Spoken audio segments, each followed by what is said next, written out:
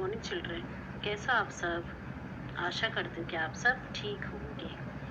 बच्चों, आज हम हिंदी 2 पार्ट 2 मेंढक की सीख पढ़ेंगे। हिंदी 2 पार्ट 2 मेंढक की सीख, पेज नंबर 50। जैसे जैसे मैं पढ़ूंगी सब बच्चे मेरे साथ साथ बोलेंगे। एक वन में एक सुंदर झील थी। एक वन में एक सुंदर झील थी। उसमें बहुत सी छोटी बड़ी मछलियाँ, मेंढक, कछुए एवं अन्य जलीय जीव सुखपूर्वक रहते थे। झील के किनारे छायादार पेड़ लगे थे। उन पेड़ों पर दूर दूर से पक्षी आकर बसते थे और झील में पानी पीते तथा क्रीड़ा करते थे। तो बच्चों, यहाँ तक हमने पढ़ा। अब इसको मैं एक बार आपको समझाना चाहती हूँ कि एक वन में, वन मतलब जंगल, एक जंगल में एक सुंदर झील थी। सुंदर मतलब खूबसूरत। उसमें बहुत से छोटी बड़ी मछलियाँ, मेंढक, कछुए और अन्य जल जीव सुखपूर्वक, यानी कि सुखपूर्वक मतलब शांति के साथ रहते थे। झील के किनारे एक छायादार यानी कि बहुत बड़ा घना पेड़ था जो छाया देता था। उन पेड़ों पर दूर दूर से पक्षी आकर रहते थे, बसते थे मतलब रहते थे और अपना घर बनाते थे और झील में पानी पीते तथा क्रीड़ा करते। झील से पानी पीते थे और उधर खेलते थे। क्रीड़ा मतलब खेलना। लंबे समय से वर्षा न होने के कारण धीरे धीरे झील का पानी कम हो गया। बहुत लंबे समय मतलब बहुत समय से, ठीक है, बहुत समय से वर्षा मतलब बारिश न होने के कारण झील का जो पानी था वो धीरे धीरे कम होता गया।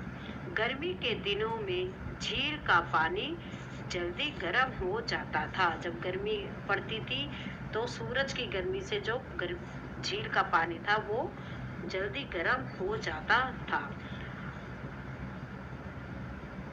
अब झील में पक्षियों के लिए नहाना और पानी पीना कठिन हो गया था।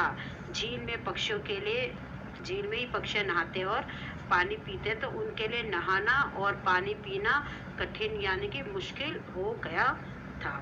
झील के किनारे पेड़ों पर रहने वाले पक्षी उसे छोड़कर दूसरे स्थान पर चले गए। जो झील के किनारे जो पक्षी रहते थे, झील को छोड़कर वह दूसरे स्थान पर चले गए। क्यों चले गए? क्योंकि झील का पानी जो था वो धीरे धीरे खत्म हो रहा था और वो जल्दी गर्म हो जाता था, जिससे पक्षी वहां पर ना नहा पाते थे और ना खेल पाते थे।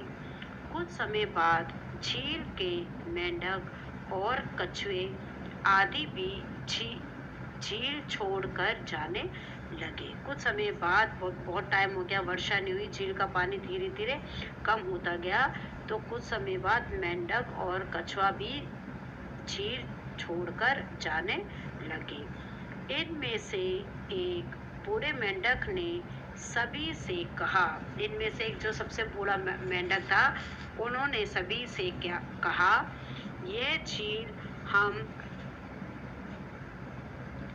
सभी की मातृभूमि है। उन्होंने कहा कि ये झील हम सभी की मातृभूमि है, यानी कि जहाँ पर हम पैदा होते हैं। मातृभूमि मतलब जहाँ हम लोग पैदा होते हैं, तो ये हम सभी की मातृभूमि है। हम यही पैदा हुए, यही खेले, यही बड़े हुए।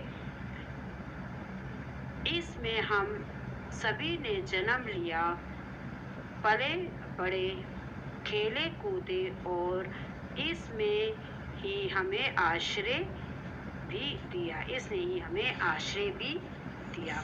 तो बूढ़े मेंढक ने क्या किया? झील, ये झील हमारी मातृभूमि है, इसी में हम जन्म लिया, इसी झील पे हमने जन्म लिया है, बड़े बड़े हैं, मतलब इधर ही पले हैं, बड़े हुए हैं, खेला भी है, कूदे भी है, और यही हमारे आश्रय भी दिया, इसलिए ने हमें आश्रय भी दिया, यानी कि हमें सहारा भी दिया है। आओ, आज झील में पानी कम होने के कारण इसका त्याग करना उचित नहीं है, मतलब झील में आज पानी कम हो गया तो इसे त्याग करना उचित नहीं है। आओ हम सब मिलकर प्रार्थना करें कि जल्दी से जल्दी भारी वर्षा हो और झील भर जाए। तो बूढ़े मेंढक ने क्या कहा? इसे छोड़ना, त्यागना मतलब छोड़ना, इसे छोड़ना सही नहीं है। आओ हम सब मिलकर भगवान से प्रार्थना करें कि जल्दी से बारिश हो और ये झील फिर से भर जाए। उस बूढ़े मेंढक की बात किसी ने नहीं सुनी और वे सभी झील छोड़कर चले गए। बूढ़े मेंढक और मछलियां झील में ही रह गए। बूढ़े मेंढक की बात किसी ने नहीं सुनी और सभी लोग झील छोड़कर चले गए। सिर्फ झील पे कौन रह गया? बूढ़ा मेंढक और मछलियां। बूढ़े मेंढक ने मछलियों के साथ प्रार्थना की जिसे ईश्वर ने सुन ली। फिर बूढ़े मेंढक ने मछलियों के साथ प्रार्थना की कि हे भगवान, वर्षा हो जाए ताकि हमारी झील भर जाए और हम आराम से झील पे रह सके। और बूढ़े मेंढक की प्रार्थना किसने सुन ली? ईश्वर ने। अगले दिन भारी वर्षा हुई और झील पानी से भर गई। झील को पानी में भरा हुआ देखकर वहां से गए हुए पक्षी, मेंढक, कछुए आदि वापस आ गए। अगले दिन बहुत तेज बारिश हुई और झील में पानी भर गया। तो जिन लोगों ने झील छोड़ दी थी, जिसे झील छोड़ दी थी, उन्होंने झील को भरा हुआ देखकर वह पक्षी, मेंढक, कछुए और भी कुछ जल जीव थे वो वापस आ गए। बूढ़े मेंढक ने सबको स्वार्थी बताया और कहा कि हमें कष्ट होने पर भी अपनी मातृभूमि का त्याग नहीं करना चाहिए। बूढ़े मेंढक ने सबको क्या बताया? स्वार्थी। स्वार्थी मतलब सिर्फ अपने बारे में, जो अपने बारे में सोचता है। और उसने ये बात भी बोली कि कष्ट आने पर भी हमें अपनी मातृभूमि यानी कि हमें अपनी जन्मभूमि को नहीं छोड़ना चाहिए। बूढ़े मेंढक की बात सुनकर सभी लज्जित हुए। उन्होंने आगे से झील ना छोड़ने का संकल्प किया। बूढ़े मेंढक की बात सुनकर सभी लज्जित हो गए, यानी कि शर्मिंदा हुए, और उन्होंने आगे से झील ना छोड़ने का संकल्प लिया यानी कि उन्होंने प्रतिज्ञा की कि अब हम कभी भी, ऐसा होने पर हम कभी भी झील को छोड़कर नहीं जाएंगे। तो बच्चों, इस पाठ से हमें क्या मिलती है? ठीक है, क्या शिक्षा मिलती है इस पाठ से हमें? कि कभी भी जितने भी संकट, जितनी भी मुसीबत आए, हमें छोड़कर अपनी मातृभूमि को छोड़कर नहीं जाना चाहिए।